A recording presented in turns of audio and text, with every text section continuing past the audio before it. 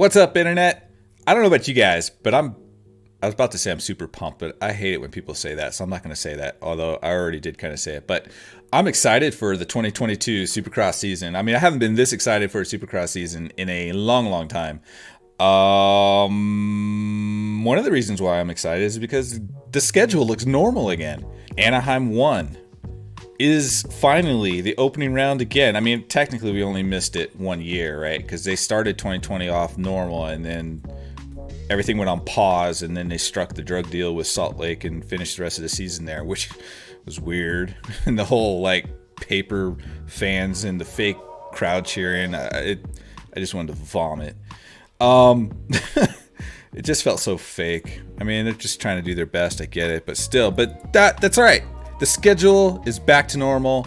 Anaheim 1, round 1, again, finally.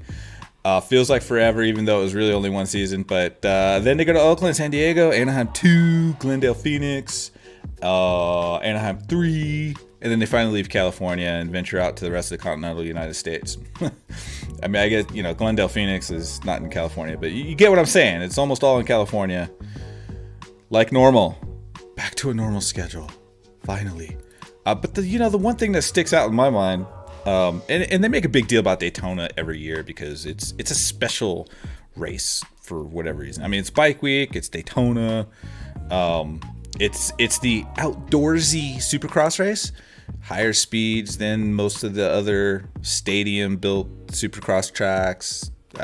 Whatever, it tends to get pretty rough and rutted and all that jazz. And I don't know if Ricky Carmichael is still designing the track or not, but he has done a lot of those designs in the years past since he's retired. So, I mean, you got the greatest of all time, a fabulous outdoor rider designing the track. So, yeah, it's your outdoorsy track. Here's the thing.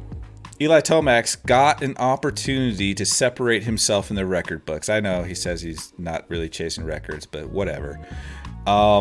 He is currently tied with Ricky Carmichael, the greatest of all time, with 5 Daytona Supercross wins. So if he won that race in 2022, he'd be the only guy to win it 6 times. That's pretty cool. That's a pretty cool stat to have, right? I think it is anyway. Whether he does it or not, we'll see, because he's got this new teammate, Dylan Ferrandis, who just crushed everybody in the outdoors.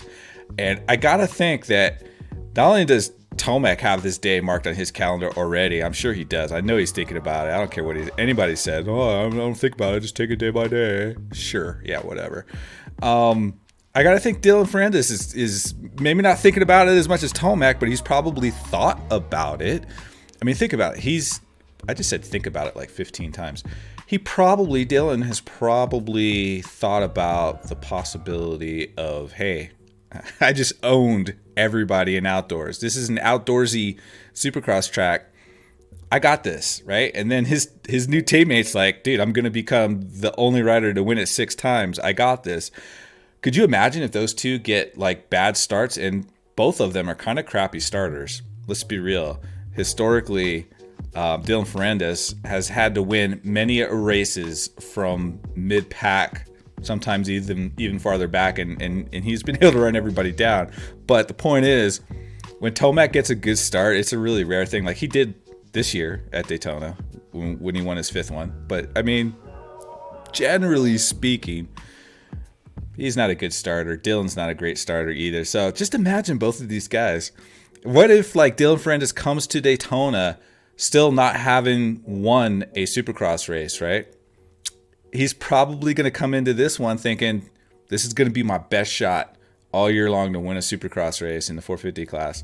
Now, I don't know if he'll make it all the way to Daytona without winning one round, but I don't know. I'm just saying the possibility of a very explosive Daytona Supercross could be within our grasp in 2022. And then you've got all the other regulars, Cooper Webb, Ken Roczen, those dudes. But you've also got these other dudes. Like, I can't wait to see Mookie on the Husqvarna. Like, I don't know. I think it's a pretty easy argument to say that KTMs are not very good in tough technical whoop sections. just historically not that great.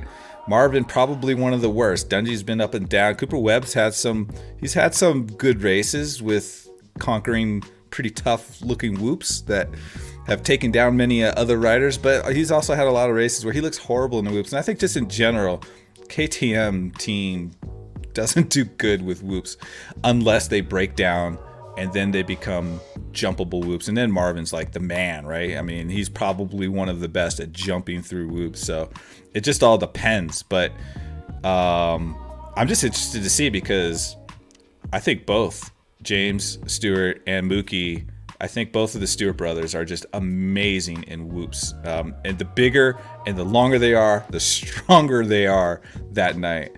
Them being, the Stewart brothers, they're both just whoop monsters, man. Not like that dude that wears the suit in Millville. Well, I'm rambling now. Okay. So I'm pumped. I want to see Aaron Plessinger on the KTM. Although, dude, that's some pressure, right? He just signed a 2-year deal with KTM. I don't know if anybody realizes it, but KTM has won 6 of the last 7 championships, right? Now you say, well, what about, Jason Anderson in 2018? Well, okay, Husqvarna is just the white KTM. Gas is now just the red KTM. I mean, let's be honest. The frame's the same, the engine's the same, suspension's the same. At least on the production motorcycles, race teams do whatever they want to do, but they're the same bike, okay? They're the same bike. Plastics is just aesthetics, so I don't care that the Husqvarna's got a little bit different plastics on it, whatever. It's the same bike. KTM has won 6 of the last 7 championships. So that's some pressure, man. But you know what? Good for Aaron Plessinger. He had some pretty good races in 2021, so we'll see. We'll see if he gets better. But for sure, there's going to be some expectations. Roger DeCoster better produce. I honestly don't know what to make about Jason Anderson. I mean, he was on the Husqvarna team since forever, his whole professional career on lights and on the big bikes. But I don't know what to make of him going to Kawasaki, if he's going to do better, if it's just going to be some of the same. He had some good races. He looked fired up during Supercross. I don't know, middle towards the end of the season, he really just started to he just started to throw down, man. It was like old Jason Anderson. But I don't know. Is he going to do good on the Kawi? I really to me, he's a toss-up. I have no idea what to expect with Jason Anderson on the Kawi. So it should be interesting to see. I'm still pumped to see it. I don't know what's going to happen, but I want to see it. So lots to be excited about, man. People moving all over the damn place. And like I said, I've got Daytona marked on my calendar. I just got a feeling that's going to be an awesome race. I think Dylan's going to kill it. Eli's going to kill it. And I think there's an opportunity there for those guys to lap. I won't say the whole field, but they could lap a lot of freaking dudes, man. It's it's happened before, so we'll see. We'll see what happens. I just think Cooper Webb and Ken Roczen, those guys are generally too fast. They're not going to get lapped by anybody, but maybe they could lap all the way up into 5th place. It could happen, dude. If they're on. If those 2 dudes are on and they get a good start, if they both get a good start, they're definitely lapping into the top 10. There's no doubt. So we'll see. We'll see what happens. That's what I'm excited for. What are you guys excited for, man? Are you excited for races in California again? Are you excited for Star Yamaha to just take over and dominate everything? I don't know. That's what I'm excited for.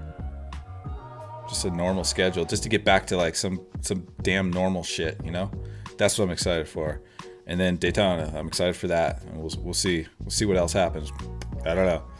All right, guys. I'm going to call that a video.